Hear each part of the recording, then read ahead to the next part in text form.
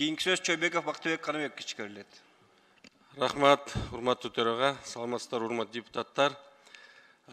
Биз өткөн айларда кезектеги иш сапарыбыз менен Россия Федерациясында болуп, ошол жерде биздин жарандарыбыз менен жолугуштук. Ошол жердеги мамлекеттик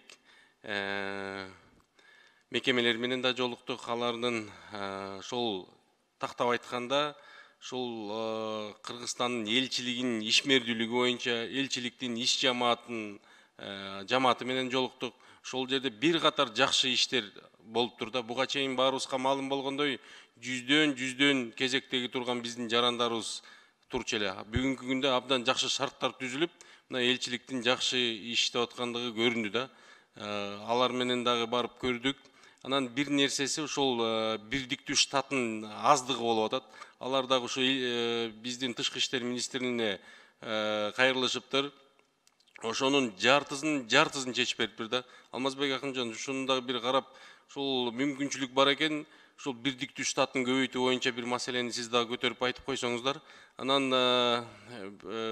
көп тармактуу ушул Сахаровадагы биздин жарандарыбыз менен да жолугуп, ошо Сахаровадагы көп тармактуу центрге барып, аларда биздин жарандарыбыз менен сүйлөшүп, кандай жеңилдиктер болуп аткандыгын барып көрдүк өзүбүз көзүбүз менен. Эгерде мындай иш күндөрү барып ошол кезекте жарым саат, 1 сааттын ичинде бүтүрүп кетсек болот экен да, баягы өзүнүн ден соолугун текшерип. Жеңилдиктер бар экен, башка мамлекеттерге караганда муну калыстык үчүн айтып коюш керек. Бизде орус тили жана патент алуу маселелери жок экен.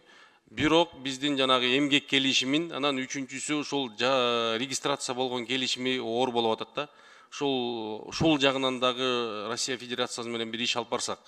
Бүгүнкү күндөгү депортация болгондагы ушу бирден бир себеби ушул регистрациясынын маселесинде баягы көп кетип атат да.